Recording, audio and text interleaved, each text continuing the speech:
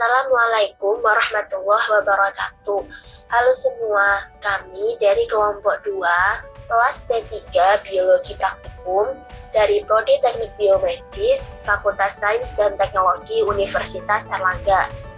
Pada kesempatan kali ini, kami akan mempresentasikan hasil kerja kelompok kami, yaitu pembuatan tempe, tape singkong, dan tape ketan. Selamat menyaksikan.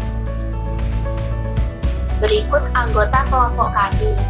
Yang pertama ada Atin Asna Octavia dengan NIM akhir 009. Kemudian yang kedua ada Sabirin Amin Tamana dengan NIM akhir 017. Lanjut, yang ketiga ada Anita Eka Novitasari dengan NIM akhir 038. Yang keempat ada Ahmad Dhani Alifiansyah dengan NIM akhir 039. Nomor urut 5 ada Helma Harani Faira Olivia dengan NIM akhir 042. Dan yang terakhir ada Angelia Monica dengan NIM akhir 043. Pada praktikum bioteknologi kali ini memiliki tujuan, yaitu pertama, untuk mengetahui cara penerapan bioteknologi melalui fermentasi anaerob pada proses pembuatan tape dan tempe. Yang kedua, mengetahui peranan organisme, yaitu Saccharomyces cerevisiae dalam peragian tape. Yang ketiga, mengetahui peranan organisme Rhizopus oligosporus dalam peragian tempe. Dan terakhir, mengetahui faktor-faktor yang mempengaruhi proses fermentasi pangan pada pembuatan tape dan tempe.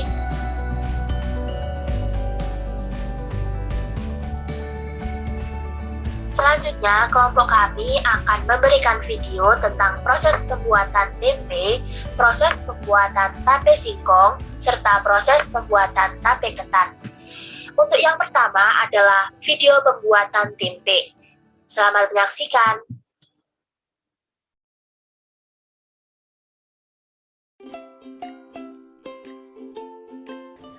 Langkah pertama, cuci kacang kedelai sampai bersih.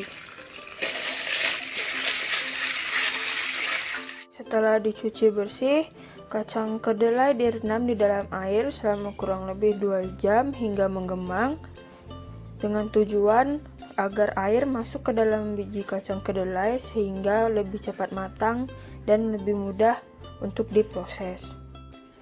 Setelah kacang kedelai mengembang, kita rebus selama kurang lebih 2 jam.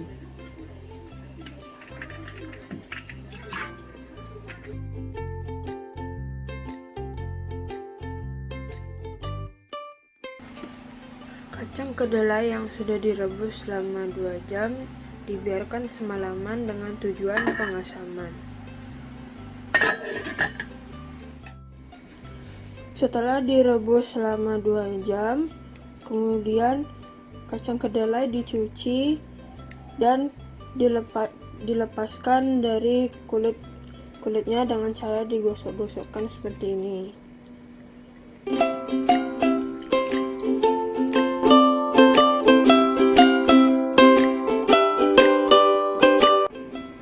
Jika sudah, maka kulit kedelainya dipisahkan.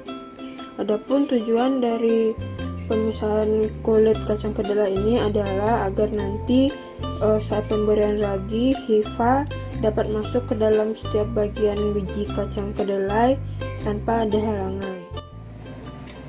Biji yang sudah dipisahkan dari kulitnya kemudian sedikit dihancurkan agar bijinya terbelah menjadi 2, sehingga nanti ketika diberikan ragi semua bagian bijinya terkena ragi. Kalau sudah, kemudian diratakan dan dikering anginkan hingga benar-benar kering. Biji kedelai yang sudah kering kemudian kita beri ragi atau ragi tempe secara merata.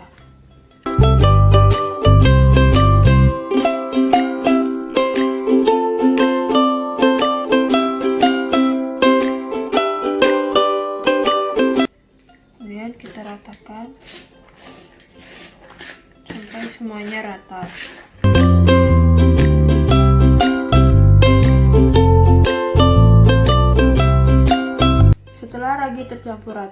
masukkan ke dalam kantong plastik.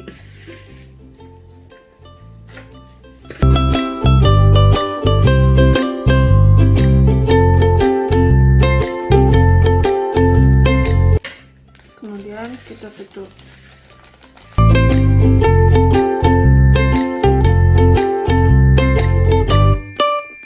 Karena proses fermentasi ragi tempe tetap membutuhkan oksigen meskipun dalam jumlah yang terbatas atau mikroaerofilik, maka dalam membungkus kemasan tempe ini dibolong-bolongi dengan menggunakan tusuk gigi.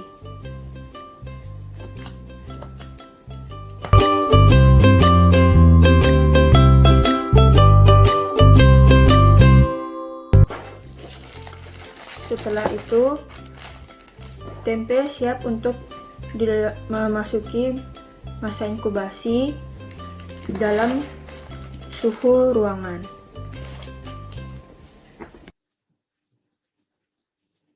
Yang kedua, kelompok kami akan memberikan gambaran tentang video pembuatan tape singkong. Selamat menyaksikan. Selanjutnya yaitu proses pembuatan tape singkong. Adapun alat dan bahan yang diperlukan yaitu ada panci kukusan, alat penghalus untuk ragi, daun pisang, dan juga wadah untuk tape. Kemudian ada bahan yang diperlukan yaitu singkong, ragi tape, dan juga sedikit gula. Berikut adalah proses pembuatan tape singkong. Pertama-tama kita mengupas singkong hingga bersih. Kemudian diletakkan di dalam wadah yang berisi air dengan tujuan untuk menghilangkan getah dari singkong.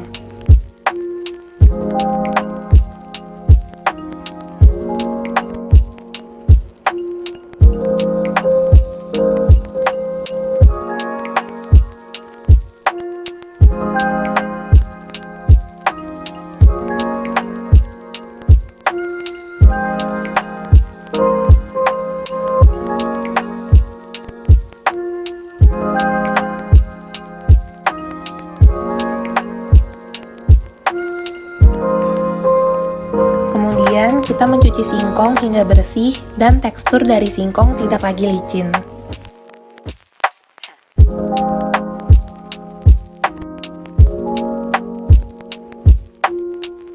Setelah itu, singkong dipotong menjadi beberapa bagian dengan tujuan untuk memudahkan proses fermentasi pada tape.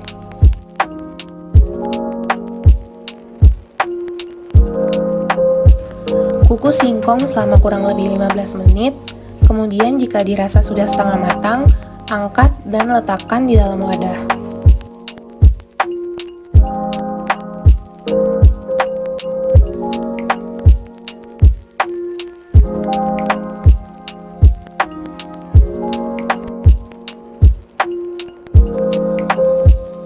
Kemudian singkong kita dinginkan dan kita keringkan.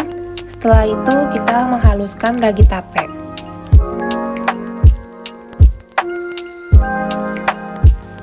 Setelah singkong dirasa sudah dingin, balurkan dengan ragi dan diletakkan dalam 3 wadah berbeda yang telah dialaskan dengan daun pisang yang kering.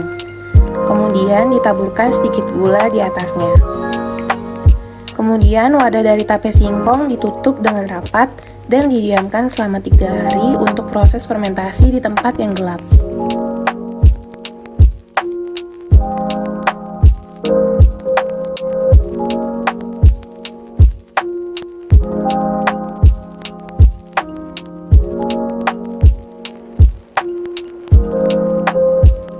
Gambaran tentang video pembuatan yaitu tape ketan. Selamat menyaksikan.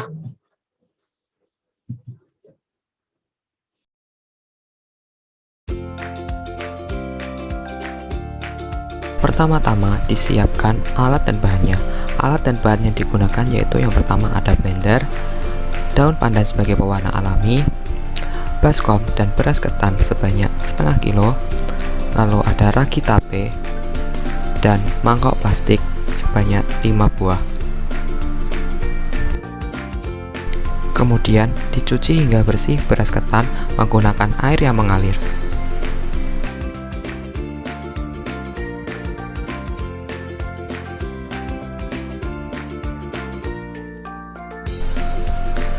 Setelah dicuci hingga bersih, beras ketan direndam selama kira-kira 2 jam.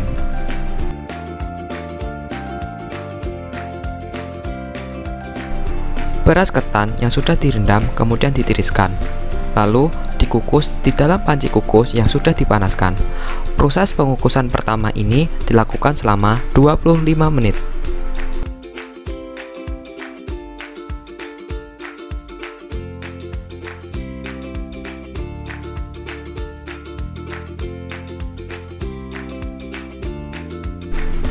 Sambil menunggu proses pengukusan, dipotong lalu diblender daun pandan dengan menambahkan sedikit air untuk diambil ekstraknya sebagai pewarna alami.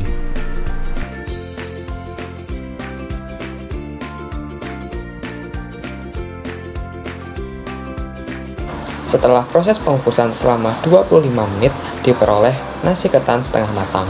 Kemudian diletakkan nasi ketan setengah matang ini ke dalam sebuah nampan.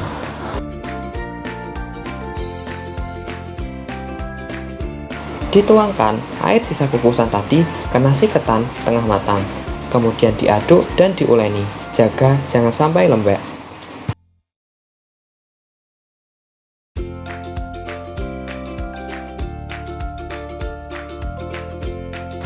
Nasi ketan diberi pewarna hijau dengan cara menuangkan ekstrak daun pandan sedikit demi sedikit. Kemudian diaduk dan diuleni hingga warna tercampur rata.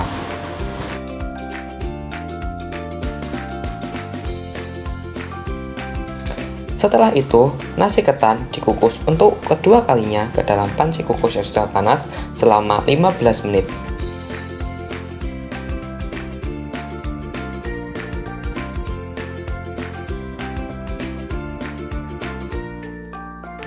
Kemudian dikeluarkan nasi ketan dari kukusan ke dalam sebuah nampan. Diangin-anginkan nasi ketan hingga benar-benar dingin.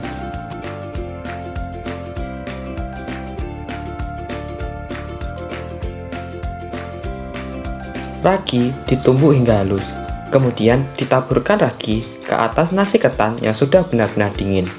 Dalam proses ini, kelompok kami menggunakan 2,5 butir ragi untuk setengah kilogram beras ketan.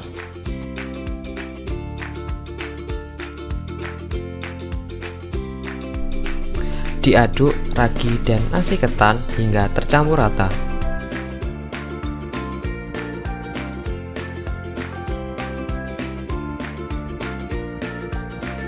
Nasi ketan yang sudah tercampur dengan ragi diwadahi ke dalam mangkok plastik dan ditutup hingga rapat. Kemudian disimpan di sebuah tempat yang tertutup. Dilakukan pengamatan pada hari ketiga, keempat, dan kelima.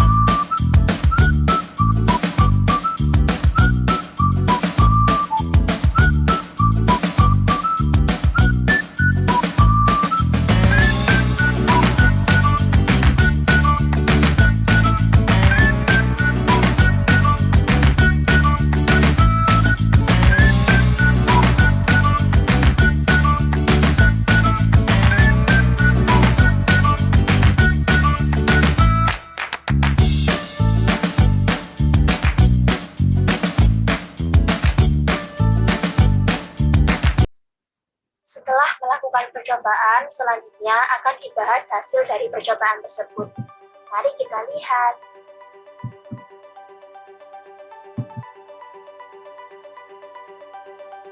Baik, selanjutnya akan saya paparkan hasil pengamatan dan pembahasan terhadap tape ketan, tape singkong, dan kedelai tempe. Berikut adalah hasil pengamatan dari tempe. Adapun beberapa aspek yang kami amati, ada 5. Yang pertama ada kematangan, kedua rasa, ketiga aroma, keempat warna, dan kelima tekstur. Kemudian ada yang sebelum diragi dan sesudah diragi. pada saat sebelum diragi tingkat kematangannya itu sudah matang, lalu memiliki rasa yang tawar dan aroma khas kedelai, lalu berwarna kuningan dan teksturnya sedikit lunak.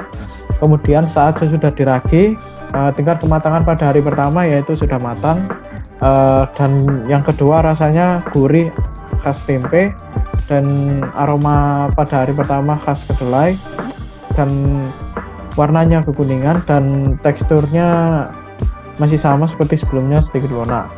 Kemudian pada hari yang kedua tingkat kematangannya sudah matang, kemudian rasanya tidak jauh beda seperti sebelumnya yaitu gurih khas tempe, lalu yang aromanya khas tempe dan warnanya sudah mulai putih dan teksturnya lunak. Kemudian pada hari yang ketiga tingkat kematangannya sudah matang dan rasanya gurih khas tempe, aromanya khas tempe dan warnanya sangat putih, dan memiliki tekstur yang empuk dan lembut. Selanjutnya berikut adalah hasil pengamatan terhadap tape singkong. Sama seperti sebelumnya, aspek yang kami amati ada 5, yaitu kematangan, rasa, aroma, warna, dan tekstur. Pada saat sebelum diragi, tingkat kematangannya yaitu setengah matang dan rasanya hambar, memiliki aroma yang tidak ada baunya atau tidak berbau, lalu berwarna putih tulang dan teksturnya keras. Lalu sesudah diragi, memiliki tingkat kematangan setengah matang dan rasanya manis dan sedikit asam, lalu memiliki aroma harum beralkohol dan warnanya kuning muda dan memiliki tekstur agak lembek. Kemudian pada hari yang keempat tingkat kematangannya sudah matang dan agak lembek, kemudian rasanya manis dan asam, memiliki aroma harum beralkohol, berwarna kuning muda dan teksturnya lembek. Lalu pada hari kelima tingkat kematangannya sudah matang dan lembek, kemudian rasanya tidak jauh beda seperti sebelumnya yaitu manis dan asam, kemudian beraroma sama seperti sebelumnya, harum beralkohol, warnanya kuning muda dan teksturnya lembek. Kemudian hasil pengamatan tape ketan, aspeknya sama seperti sebelumnya, ada 5, kematangan, rasa, aroma, warna, dan tekstur. Sebelum diragi, tingkat kematangannya tape ketan tersebut yaitu matang dan keras, kemudian rasanya hambar, beraroma tidak beraroma, lalu berwarna hijau muda pucat dan bertekstur lengket.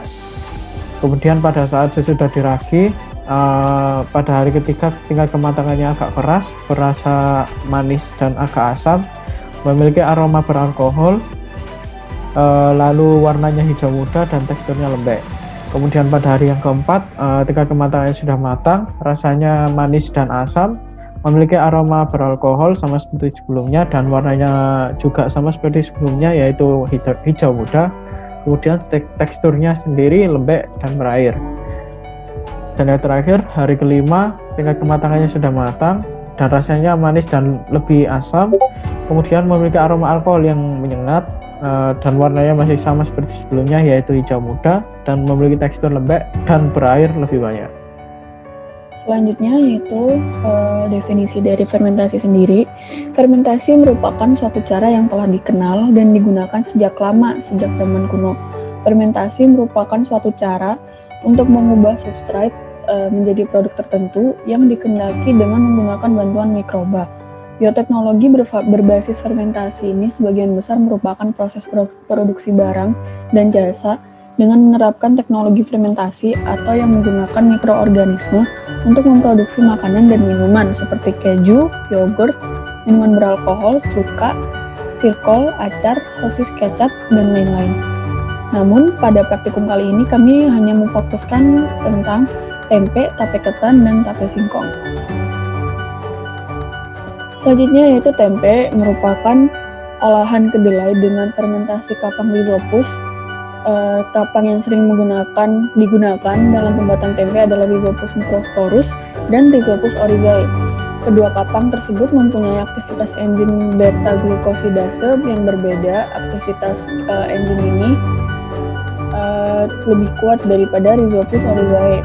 Proses pembuatan tempe dapat terbilang membutuhkan waktu yang cukup lama, sehingga diperoleh hasil jadi tempe. Waktu yang dibutuhkan yaitu minimal 24 jam atau 1 hari dengan maksimal 72 jam atau 3 hari. Selama proses pembuatan tempe, karena proses fermentasi yang akan berlangsung baik dan cepat apabila dibantu dengan kondisi suhu yang optimal, jumlah ragi yang tepat, dan pH yang asam, atau kurang lebih sekitar 4-5.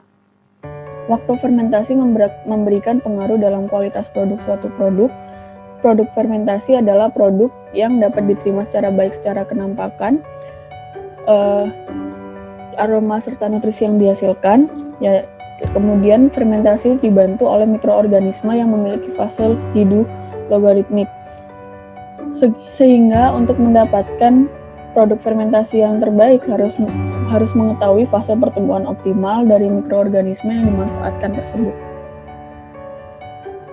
Kemudian dari hasilnya tempe sendiri, setelah dilakukan proses fermentasi, maka diketahui bahwa secara umum dapat dikatakan berhasil. Dapat dilihat pada perubahan warna di hari kedua dan ketiga, yaitu berwarna putih yang menandakan jamur sudah tumbuh untuk menutupi kedelai. Yang kedua yaitu tape, merupakan hasil dari proses fermentasi dari bahan-bahan yang mengandung karbohidrat seperti beras ketan dan ubi kayu. Dalam proses ini melibatkan aktivitas mikroorganisme, terjadi proses pengubahan karbohidrat menjadi etanol, sehingga bahan makanan hasil fermentasi menjadi lebih enak. Tape mempunyai rasa sedikit manis dan sedikit rasa alkohol serta aroma semerbak yang khas, tekstur lunak dan berair, serta menghasilkan cairan dan yang merupakan efek-efek fermentasi. Rasa manis dari tape itu dipengaruhi oleh kadar gula dari tape sendiri, namun kadang-kadang timbul rasa asam yang tidak menyengat. Ini karena perlakuan selama proses pembuatan yang kurang teliti, misalnya penambahan ragi yang terlalu banyak, penutupan yang kurang sempurna selama proses fermentasi, ataupun karena proses fermentasi yang terlalu lama.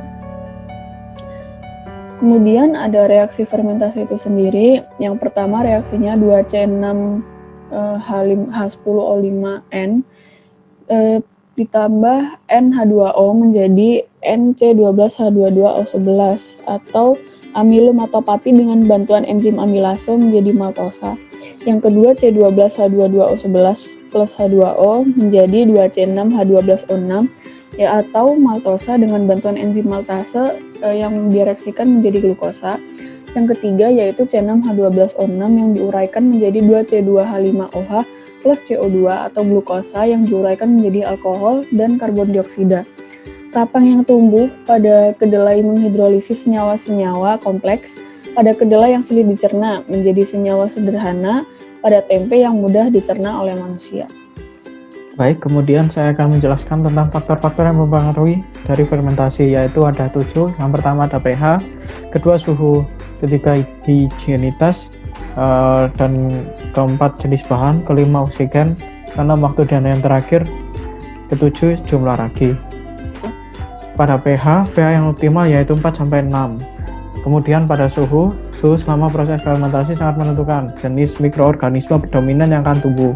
Umumnya diperlukan suhu 30 derajat Celcius untuk pertumbuhan mikroorganisme. Bila suhu kurang dari 330 derajat Celcius, akan terjadi pertumbuhan mikroorganisme penghasil asam. Kemudian pada higienitas, alat, bahan, tangan, dan apapun yang menyentuh bahan harus steril. Kemudian pada jenis bahan atau substrat, substrat sebagai sumber energi yang diperlukan oleh mikroba pemulai fermentasi atau starter untuk mengawali kelangsungan fermentasi. Energi yang dibutuhkan berasal dari karbohidrat, protein, lemak, mineral, dan zat gizi lainnya yang terdapat dalam substrat. Bahan energi banyak digunakan oleh mikroorganisme adalah glukosa. Mikroba dalam fermentasi harus mampu tumbuh pada substrat dan mudah beradaptasi dengan lingkungannya. Kemudian pada oksigen, ketersediaan oksigen harus diatur selama proses fermentasi.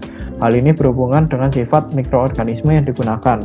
Contoh, Homer dalam pembuatan anggur dan roti biasanya membutuhkan oksigen selama proses fermentasi berlangsung. Sedangkan Untuk bakteri-bakteri penghasil asam tidak membutuhkan oksigen selama proses fermentasi berlangsung. Kemudian pada waktu, lama fermentasi yang dibutuhkan dalam proses fermentasi adalah 2-3 hari. Waktu yang sesuai akan menghasilkan tape yang rasanya khas, rasa manis dengan sedikit asam, serta adanya aroma alkohol. Rasa manis karena perubahan karbohidrat menjadi glukosa sebagai karbohidrat yang lebih sederhana, sedangkan rasa asam karena dalam proses fermentasi terbentuk asam.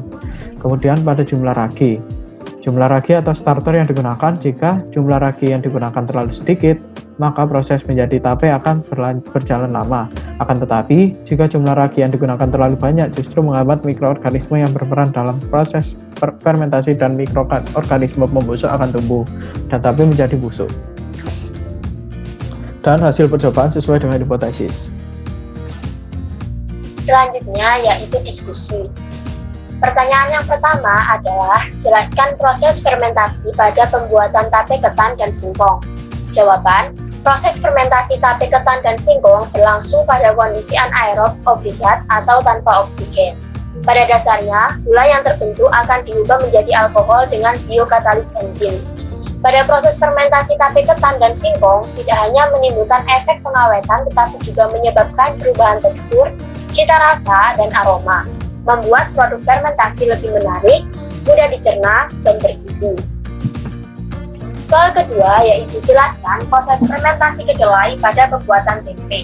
Jawaban, kapang yang tumbuh pada kedelai menghidrolisis senyawa-senyawa kompleks atau protein kompleks pada kedelai yang sulit dicerna menjadi senyawa sederhana atau protein sederhana pada tempe yang mudah dicerna oleh manusia.